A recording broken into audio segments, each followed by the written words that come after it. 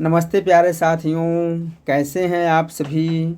आशा करता हूँ बहुत ही अच्छे होंगे और अच्छे से पढ़ाई कर रहे होंगे। दोस्तों, आज हम आप सबके समक्ष जो है हिंदी विषय से TGT, PGT, KBS, NBS, LT grade तथा जूनियर सहायक अध्यापक इत्यादि परीक्षाओं की तैयारी कर रहे उन तमाम छात्रों के लिए महत्वपूर्ण प्रश्नोत्तरी श्रृंखला लेके आए हैं, जो परीक्षा की दृष्टिकोण से अति महत्वपूर्ण है। चलिए देर न करते हुए शुरू करते हैं प्रश्न संख्या 1 से। यदि मेरा वीडियो आप सभी लोगों को अच्छा लगे तो लाइक करें और सब्सक्राइब करें। इसके अलावा इन सभी का पीडीएफ जो है आप मेरे टेलीग्राम चैनल से प्राप्त कर सकते हैं। प्रश्न संख्या 1 है, राजस्थानी भाषा और साहित्य पुस्तक के लेखक हैं। बताइए आप लोग, राजस्थानी भाषा और साहित्य पुस्तक किसकी है। मुनि जिनविजय की है, मोतीलाल मेनारिया की है, टीकम सिंह तोमर की है या फिर पंडित गौरीशंकर हीराचंद ओझा की है। तो राजस्थानी भाषा और साहित्य पुस्तक के लेखक जो है मोतीलाल मेनारिया है, इसलिए ऑप्शन नंबर कौन सा बी सही हो जाएगा। मोतीलाल मेनारिया का एक और इतिहास ग्रंथ है, वह है राजस्थानी पिंगल साहित्य, जबकि टीकम सिंह तोमर की रचना है हिंदी वीर काव्य। चलिए हम लोग अगला प्रश्न देखते हैं। प्रश्न संख्या 2 देखते हैं, हिंदी की प्रथम महिला आत्मकथा लेखिका है। बताइए आप लोग, हिंदी की प्रथम महिला आत्मकथा लेखिका कौन है। जानकी देवी बजाज हैं, प्रतिभा अग्रवाल हैं, प्रभा खेतान है या फिर रमणिका गुप्ता है। तो हिंदी की प्रथम महिला आत्मकथा लेखिका जो है जानकी देवी बजाज है, इसलिए ऑप्शन नंबर ए सही हो जाएगा। जानकी देवी बजाज ने सन 1956 ईस्वी में मेरी जीवन यात्रा शीर्षक से अपनी आत्मकथा लिखा था। ठीक है, चलिए हम लोग अगला प्रश्न देखते हैं। प्रश्न संख्या 3 देखते हैं, आचार्य रामचंद्र शुक्ल का ऐतिहासिक दृष्टिकोण क्या था। ऑप्शन ए है, हिंदी कविता संबंधी ज्ञान को संकलित करती है या फिर युग की परिस्थितियों को प्रमुखता प्रदान करती है या फिर परंपरा का महत्व प्रतिष्ठित करती है या फिर आर्थिक परिस्थितियों के संदर्भ में साहित्य की विकास प्रक्रिया को स्पष्ट करती है। बताइए जो है आप लोग, आचार्य रामचंद्र शुक्ल का ऐतिहासिक दृष्टिकोण क्या था। तो आचार्य रामचंद्र शुक्ल का ऐतिहासिक दृष्टिकोण जो है युग की परिस्थितियों को प्रमुखता प्रदान करती है, यह था, इसलिए ऑप्शन नंबर बी सही हो जाएगा। चलिए हम लोग अगला प्रश्न देखते हैं। प्रश्न संख्या 4 देखते हैं, कविता कौमुदी के संग्रहकर्ता है। बताइए आप लोग, कविता कौमुदी के संग्रहकर्ता कौन है। श्याम सुंदर दास हैं, राहुल संकृत्यायन हैं, डॉक्टर नागेंद्र हैं या फिर राम नरेश त्रिपाठी हैं। तो कविता कौमुदी के संग्रहकर्ता जो है राम नरेश त्रिपाठी हैं, इसलिए ऑप्शन नंबर कौन सा डी सही हो जाएगा। कविता कौमुदी जो है लोकगीतों का संग्रह है, जिसमें जो है 15,000 लोकगीत संग्रहित हैं। चलिए हम लोग अगला प्रश्न देखते हैं। प्रश्न संख्या 5 देखते हैं, विद्यापति इनमें से किस रचना के आधार पर जो है मैथिल कोकिल कहलाए। बताइए आप लोग, विद्यापति जो है किस रचना के आधार पर जो है मैथिल कोकिल कहलाए। पदावली के आधार पर या फिर कीर्ति पताका के आधार पर या फिर कीर्ति लता के आधार पर या फिर उपयुक्त सभी। इसमें जो ऑप्शन सही हो जाएगा, विद्यापति जो है मैथिल कोकिल जो है अपनी रचना पदावली के आधार पर कहलाए, इसलिए ऑप्शन नंबर ए सही हो जाएगा। विद्यापति ने पदावली को जो है मैथिल भाषा में लिखा हुआ है। चलिए हम लोग अगला प्रश्न देखते हैं, संदेश रासक किस प्रकार का काव्य है। बताइए आप लोग, संदेश रासक जो है किस प्रकार का काव्य है। प्रबंध काव्य है, खंड काव्य है, महाकाव्य है या फिर मुक्तक काव्य है। तो बताइए आप लोग, संदेश रासक किसकी रचना है। तो संदेश रासक जो है अब्दुल रहमान की रचना है, यह एक खंड काव्य है, इसलिए ऑप्शन नंबर बी सही हो जाएगा। अब्दुल रहमान ने यह काव्य जो है कालिदास द्वारा रचित मेघदूत से प्रभावित होकर लिखा था। इसमें जो है हिंदू मुस्लिम दोनों धर्म के तत्वों को सम्मिश्रण किया गया है, इसलिए इसे जो है प्रथम हिंदी मुसलमान धर्मेतर ग्रंथ माना जाता है। चलिए हम लोग अगला प्रश्न देखते हैं। प्रश्न संख्या 7 देखते हैं, चंद बरदाई को हिंदी का प्रथम महाकवि किसने माना है। बताइए आप लोग, चंद्र बरदाई को हिंदी का प्रथम महाकवि किसने माना है। रामचंद्र शुक्ल ने माना है, हजारी प्रसाद द्विवेदी जी ने माना है, डॉक्टर राम कुमार वर्मा ने माना है या फिर डॉक्टर नागेंद्र ने माना है। तो चंद्रबरदाई को हिंदी का प्रथम महाकवि जो है किसने माना है? आचार्य रामचंद्र शुक्ल ने माना है। आचार्य रामचंद्र शुक्ल ने चंद्रबरदाई को हिंदी का प्रथम महाकवि तथा इनकी रचना, कौन सी इनकी रचना है? पृथ्वीराज रासो है, जिसे जो है आचार्य रामचंद्र शुक्ल ने हिंदी का प्रथम महाकाव्य माना है। चलिए हम लोग अगला प्रश्न देखते हैं, प्रश्न संख्या 8 देखते हैं। मीराबाई का मलाल किसकी कृति है? बताइए आप लोग, मीराबाई का मलाल जो है किसकी कृति है? मीराबाई की है, नंददास की है, छीत स्वामी की है या फिर गोविंद स्वामी की है? तो इसमें ऑप्शन जो सही हो जाएगा, मीराबाई का मलाल किसकी रचना है? तो मीराबाई का मलाल जो है मीराबाई की रचना है, इसलिए ऑप्शन नंबर ए सही हो जाएगा। मीराबाई जो है इष्ट देव की उपासना में मीराबाई की मलाल, नरसिंह जी की मायरा, गीत गोविंद का टीका, राग गोविंद आदि इनकी रचनाएं हैं। ठीक है, चलिए हम लोग अगला प्रश्न देखते हैं, प्रश्न संख्या 9 देखते हैं। प्रश्न संख्या 9 क्या है?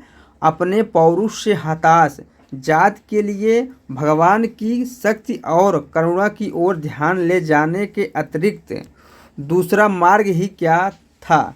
यह कथन किसका है? बताइए आप लोग, यह कथन किसका है? आचार्य रामचंद्र शुक्ल का है, विद्यानिवास मिश्र का है या फिर हजारी प्रसाद द्विवेदी जी का है या फिर डॉक्टर नामवर सिंह का है?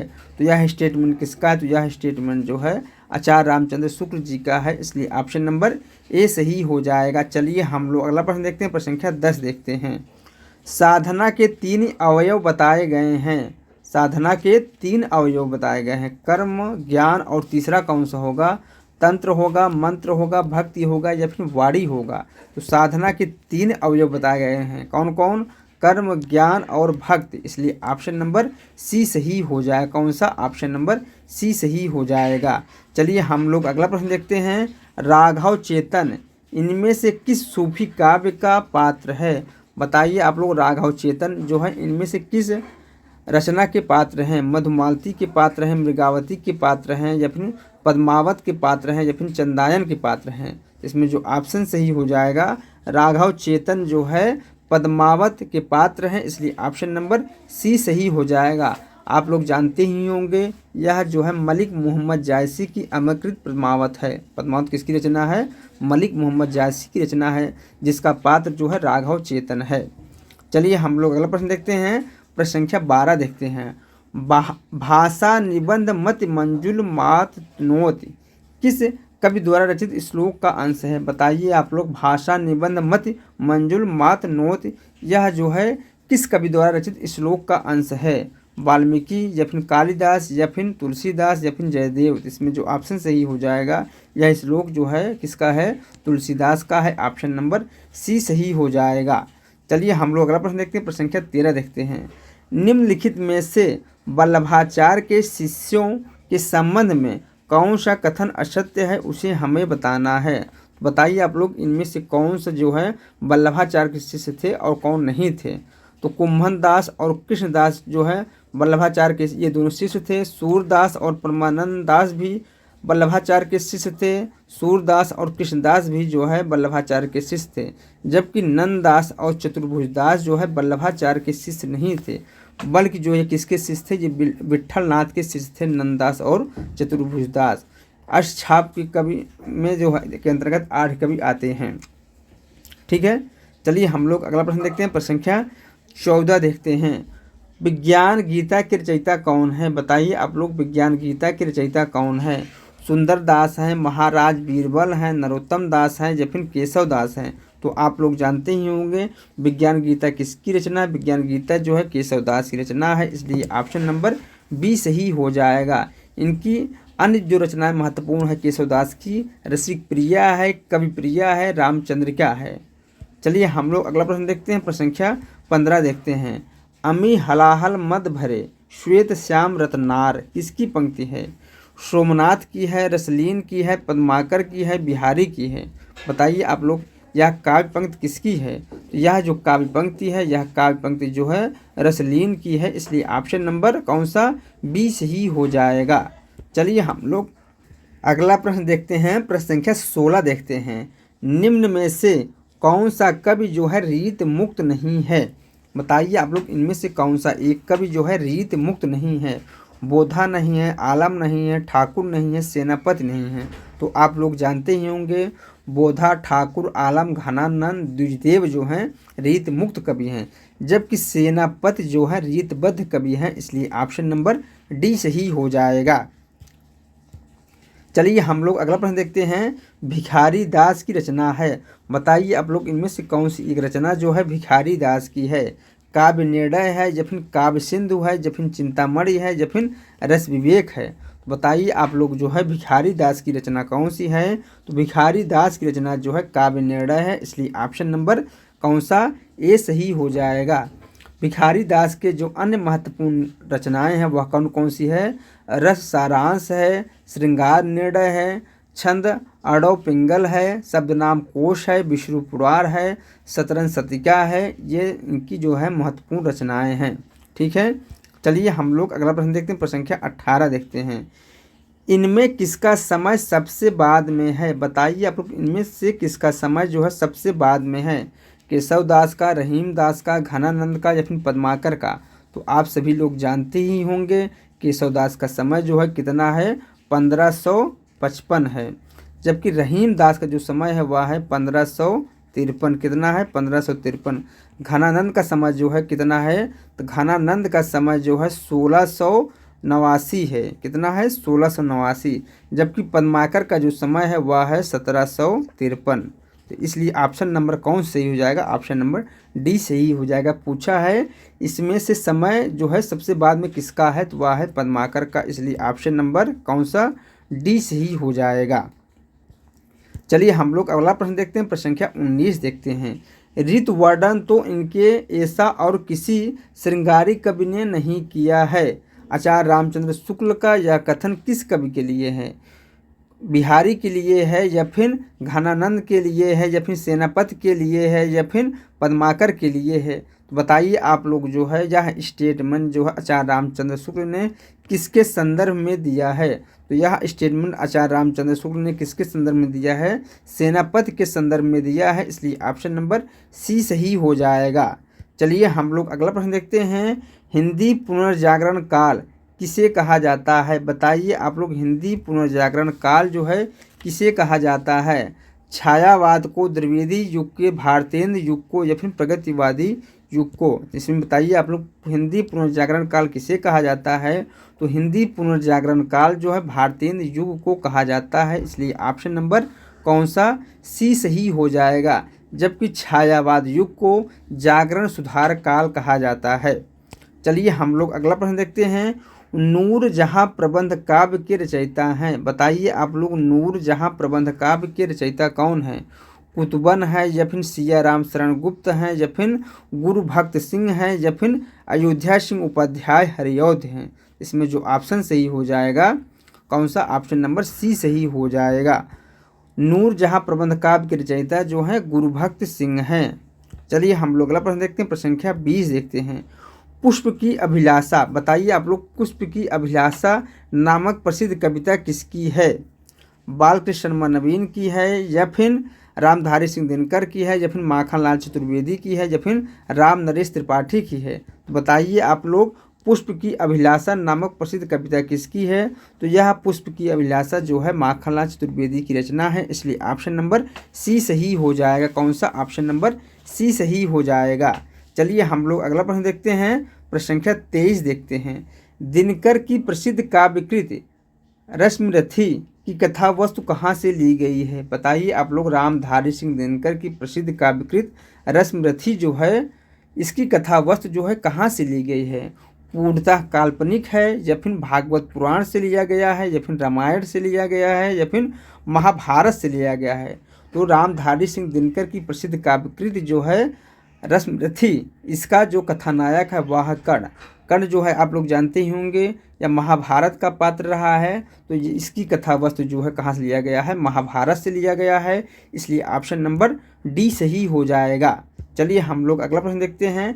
निम्नलिखित में से कौन तार सप्तक का कवि है, बताइए आप लोग इनमें से कौन एक जो है तार सप्तक के कवि हैं। धर्मवीर भारती हैं, या फिर शमशेर बहादुर सिंह हैं, या फिर अज्ञेय हैं, या फिर नरेश मेहता हैं। बताइए आप लोग इनमें से कौन एक जो है तार सप्तक के कवि हैं? तो तार सप्तक के जो कवि हैं वह है अज्ञेय। ऑप्शन नंबर सी सही हो जाएगा। कौन सा? ऑप्शन नंबर सी सही हो जाएगा। चलिए हम लोग अगला प्रश्न देखते हैं। प्रश्न संख्या 25 देखते हैं। लघु मानव की धारणा किसकी प्रवृत्तिगत विशेषता है? बताइए आप लोग लघु मानव की धारणा जो है किसकी प्रवृत्तिगत विशेषता है? प्रवृत्तिगत विशेषता किसकी है? नई कविता की है, दलित विमर्श की है, या फिर प्रगतिवाद की है, या फिर छायावाद की है? बताइए आप लोग लघु मानव की अवधारणा जो है किसकी प्रवृत्तिगत विशेषता है? तो वह है नई कविता की। इसलिए ऑप्शन नंबर ए सही हो जाएगा। कौन सा? ऑप्शन नंबर ए सही हो जाएगा। चलिए हम लोग अगला प्रश्न देखते हैं। हिंदी में ध्वनियाँ कितने प्रकार की होती हैं? बताइए आप लोग हिंदी में ध्वनियाँ कितने प्रकार की होती हैं? 2 प्रकार की होती हैं, 4 प्रकार की होती हैं, 6 प्रकार की होती हैं, या फिर 8 प्रकार की होती हैं? तो हिंदी वर्णमाला में ध्वनियाँ जो हैं 2 प्रकार की होती हैं। ऑप्शन नंबर ए सही हो जाएगा। कौन कौन सी? स्वर और व्यंजन। स्वतंत्र रूप से उच्चारित होने वाले वर्ण को स्वर कहते हैं तथा स्वरों की सहायता से उच्चारित होने वाले वर्ण को व्यंजन कहते हैं। इस प्रकार हिंदी में ध्वनियों की संख्या 2 हो गई। पहला हो गया स्वर, दूसरा हो गया व्यंजन। चलिए हम लोग अगला प्रश्न देखते हैं। प्रश्न संख्या 27 देखते हैं। ऊष्म व्यंजन कौन सा है? बताइए आप लोग जो है ऊष्म व्यंजन कौन सा है? हा है, ला है, माँ है, या फिर जा है? तो इसमें जो ऑप्शन सही हो जाएगा ऊष्म व्यंजन कौन सा है? तो ऊष्म व्यंजन हा है। तीनों सा और हा जो है ऊष्म व्यंजन है। इसलिए ऑप्शन नंबर इसमें ए सही हो जाएगा। चलिए हम लोग अगला प्रश्न देखते हैं। प्रश्न संख्या 28 देखते हैं। राम अयोध्या के राजा थे में कौन सा चिन्ह युक्त है? बताइए आप लोग राम अयोध्या के राजा थे, इसमें ये जो चिन्ह है यह कौन सा चिन्ह है? अल्प विराम है, पूर्ण विराम है, अंश पद है, या फिर रेखिका है? इसमें जो ऑप्शन सही हो जाएगा कौन सा चिन्ह है? यह जो है पूर्ण विराम है। इसलिए ऑप्शन नंबर बी सही हो जाएगा। वाक्य के पूर्ण होने पर जो है पूर्ण विराम का चिन्ह का प्रयोग किया जाता है। ठीक है, चलिए हम लोग अगला प्रश्न देखते हैं। प्रश्न संख्या 29 देखते हैं। निम्न में से शुद्ध शब्द बताइए। बताइए आप लोग इनमें से कौन सा एक जो है शुद्ध शब्द है? तो इसमें से जो शुद्ध शब्द है ये नहीं होगा, ये भी नहीं होगा, ये भी नहीं है। उज्ज्वलन जो है यह शुद्ध शब्द है। इसलिए ऑप्शन नंबर ए सही हो जाएगा। कौन सा? ऑप्शन नंबर ए सही हो जाएगा। चलिए हम लोग अगला प्रश्न देखते हैं। प्रश्न संख्या 30 देखते हैं। वर्तनी की दृष्टि से कौन सा शब्द सही है उसे हमें बताना है। तो बताइए आप लोग इनमें से कौन सा एक शब्द जो है सही है? तो ये भी नहीं सही है, ये भी नहीं सही, ये भी नहीं सही है। जबकि ऑप्शन नंबर 20 वर्तनी की दृष्टि से शुद्ध शब्द है। इसलिए ऑप्शन नंबर बी सही हो जाएगा। ठीक दोस्तों, मेरा यह वीडियो यहीं समाप्त हो रहा है। मिलते हैं नेक्स्ट वीडियो में, तब तक के लिए जय हिंद, जय भारत।